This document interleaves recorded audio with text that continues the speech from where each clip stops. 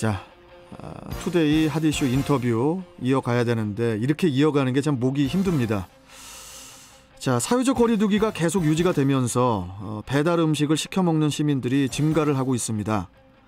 이륜차의 증가와 배달업의 실태에 대해 한국교통안전공단 김성태 연구원과 함께 알아보는 시간 가져보겠습니다. 자, 김성태 연구원님 안녕하세요. 네, 안녕하세요. 한국교통안전공단 김성태 연구원입니다. 예, 제가 시작하기 전에 우리 김성태 연구원님 만나는 게 힘들다고 한 게 아니고요. 네. 코너 하나 끝나고 바로 이어가는 게 힘들어요. 뭐 좀 쉬었다 가야 되는데. 여하튼 첫 번째 좀 본론으로 들어가서요, 연구원님. 네. 사회적 거리두기가 계속 유지가 되면서 사람들이 이렇게 배달 음식을 많이 시켜 먹는데 그 시장이 어느 정도로 커진 건지 솔직히 우리가 이제 정확하게 감이 잘 안 오는데 배달 시장이 얼마나 성장을 한 걸까요? 이제 2020년 사회적 거리두기가 강화된 데에 따라 집합금지 명령 및 영업시간 단축이 시행됐지 않습니까? 네. 그로 인해 가지고 이제 배달업 종사자와 시장 모두 큰 폭으로 증가를 했습니다. 통계청에 따르면은 배달 퀵서비스 종사자는 2019년 13만 명에서 2020년에는 26만 명으로 1년 만에 2배가 증가를 했고요. 그리고 배달 시장 규모 같은 경우에는 2018년 5조 2천억 원에서 2020년 17조 3천억 원으로 2년 사이에 약 3.3배가 증가한 것으로 나타났습니다. 2021년에도 사회적 거리두기가 이제 지속적으로 유지됨에 따라 그 규모는 더 증가했을 것으로 예측되고 있습니다. 그렇게 배달이 많아졌으면은 이륜차 교통사고도 좀 더 많이 증가를 했을 것 같은데 이륜차 교통사고 현황은 어떻습니까? 일단 말씀해 주신 것처럼 이륜차 교통사고도 많이 증가를 했는데요. 네. 경찰청 통계에 따르면 전체 교통사고 중 이륜차 교통사고 비율은 2018년도에는 8.1%를 차지했는데 그 비율이 2019년에는 9.1%, 2020년에는 10.1%를 차지하면서 지속적으로 이륜차 교통사고 비율이 증가를 하고 있는 것으로 나타났습니다. 또 교통사고 사망자 수 역시 크게 증가를 하고 있는데요. 전국적으로 교통사고 사망자는 2019년 3,349명에서 2020년 3,081명으로 약 9%가 감소한 것에 반해 이륜차 교통사고 사망자는 2019년 498명에서 2020년 525명으로 약 17%가 증가한 것으로 나타났습니다. 이러한 이유로 이륜차 사망자 비중도 2019년도에는 14.9%였던 게 2020년에는 17%로 비율 역시 많이 증가한 것으로 나타났습니다. 교통사고는 줄어들고 있는데 이륜차 교통사고는 계속 늘어나네요. 네, 그렇습니다. 연구원님, 이렇게 이륜차 교통사고가 계속 발생하는 이유는 무엇 때문일까요, 정확히? 이륜차 교통사고 발생 원인은 먼저 단속과 관련된 건데요. 현재 단속 카메라는 차량의 전면 번호판을 인식하여 단속을 실시하고 있지만 이륜차의 경우에는 이제 후면 번호판만을 부착하고 있어서 단속 카메라로 단속하는 데 한계가 있습니다. 그렇죠. 이러한 이유로 이제 이륜차의 신호 위반이나 과속 등에 대한 이제 단속이 불가능한 점 때문에 그런 이유로 이제 교통사고가 발생하는 원인이 되고 있습니다. 교통사고 발생하는 원인으로 지금 번호판의 그 위치, 앞뒤 그 위치에 대해서 말씀을 하셨는데, 네네. 이 부분에 대해서 저희 출경대에서도 이 주제를 여러 번 다뤄봤었거든요. 네. 이게 좀 빨리 좀 개선이 돼야 될 것 같아요. 이거 좀 뭐 계속 우리 전문가분들하고 이야기하면서 오토바이의 이륜차의 넘버, 그러니까 번호판이 앞에 없어가지고 사고가 좀 많이 발생하고 있다. 그럼 네, 문제가 정확하게 지적이 되는 거잖아요. 네. 그러면은 그것을 개선을 빨리 해야죠. 사고를 막아야 되니까. 네. 자, 그리고 앞서 말씀을 하신 것처럼 이렇게 배달이 늘면서 배달이 또 계속 더 이렇게 늘어나면서 그러면서 또 신호 위반이라든지 또 뭐 과속과 같은 그런 교통사고도 또 늘지 않았나 싶습니다. 네, 그렇습니다. 이제 배달의 증가도 사고 요인 중에 하나인데요.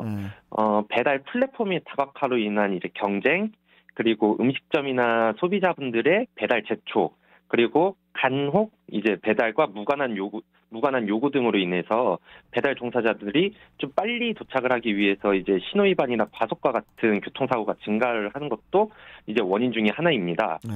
그리고 또 하나 이륜차의 크기인데요. 대부분의 배달 이륜차는 이제 그 크기가 작아 인도나 아니면 차량 사이사이의 좁은 공간으로의 주행이 가능하잖아요. 그렇죠. 네, 그렇기 때문에 일부 이제 이륜차 운전자분들은 도로 내 안전지대나 차량 사이사이로 주행을 하면서 정지선 앞으로 가는 경우들이 있는데요. 예. 이럴 경우에 일반 승용차의 경우는 좀 식별이 가능하지만 대형 차량들은 차량 바로 앞 사각지대로 인해 가지고 미처 확인하지 못하고 교통사고가 그렇죠. 발생하는 경우들도 있습니다. 예.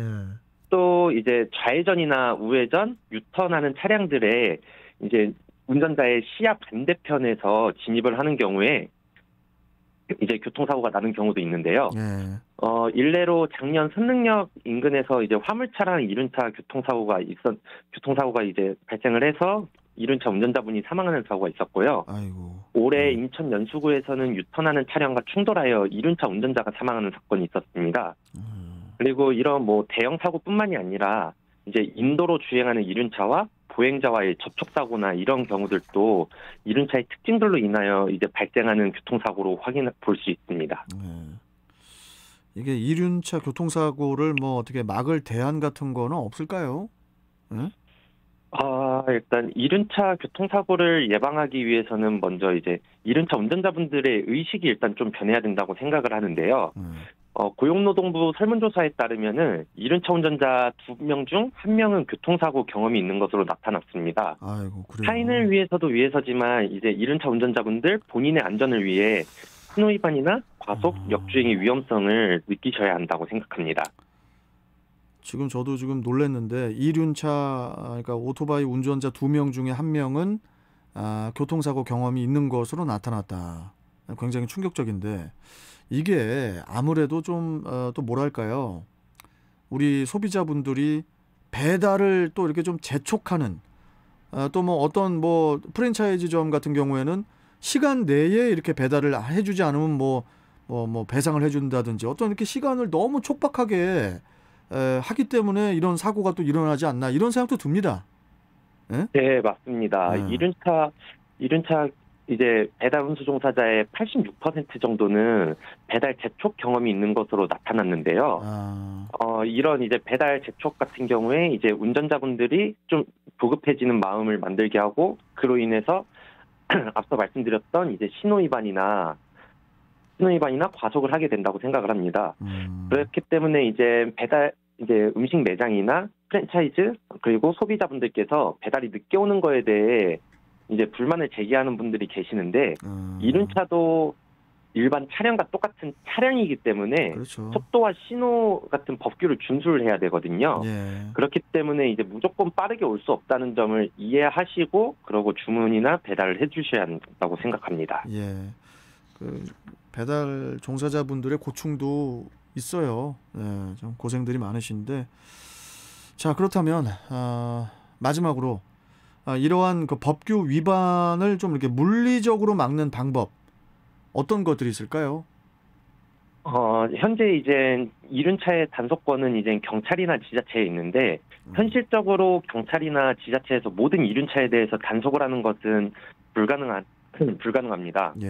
그렇기 때문에 이제 시민 여러분께서 직접 불법 행위를 단속 신고를 해주셔야 이륜차 위험 행위가 이제 개선이 되는데요.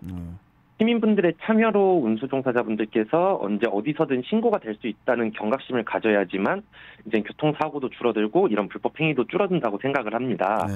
그렇기 때문에 현재 한국교통안전공단에서는 교통안전공익제보단이라는 활동을 통해 가지고 이륜차 불법 행위에 대한 단속을 시민 여러분과 함께 해나가고 있습니다. 만약에 지금 청취하시는 여러분 중에서도 청취자분들 중에서도 이륜차 교통안전공익제보단과 관련해 가지고 궁금하신 사항이 있으시면은 한국교통안전공단 인천본부 032-833-5000번으로 연락을 주시면은 해당 사항에 대해서 안내를 해드리도록 하겠습니다. 우리 김성태 연구원님. 네네. 제가 지금 아주 기가 막힌 아이디어 하나가 떠올랐습니다. 네. 오토바이 그 넘버가 번호판이 뒤에 있어가지고 카메라가 오토바이를 이렇게 뭐 예를 들어서 뭐 신호를 위반할 때 찍어봤자 번호가 안 나오잖아요. 네, 맞습니다. 헬멧에다가 무조건 이건 필수로 헬멧에 번호를 이게 박아 넣는 겁니다. 이게 인쇄해가지고. 예? 아, 네. 그렇죠. 이게 무슨 효과가 있냐면 번호판이 헬멧의 앞에 딱 써 있지 않는 헬멧을 쓰고 다니는 분들은 무슨 의도가 있는 거든지 문제가 바로 보이잖아요. 그렇죠. 예, 무조건 헬멧에 번호판을 이렇게 박아 넣은 인쇄를 해서 이렇게 뭐라고 합니까? 그걸 각인해서 넣는 그래야 카메라가 찍을 거 아닙니까? 어차피 오토바이는 헬멧을 써야 되잖아요. 그렇죠. 예, 그럼 헬멧을 너무 패셔너블하게 뭐 하더라도 무조건 번호를 앞에다가 이렇게 딱 카메라에 찍히게끔 이게 돼야 되지 않나 싶어요. 예, 뭐 좀 보기에는 좀 거시기 해도 예. 왜냐면 우리가 사고를 예방하는 게 우선이잖아요. 네, 맞습니다. 예. 아무튼 오늘 제가 좀 말이 많습니다. 자, 아무튼 오늘 말씀 잘 들었고 또 뵙겠습니다. 고맙습니다. 네, 감사합니다. 네, 한국교통안전공단 김성태 연구원이었습니다. TVN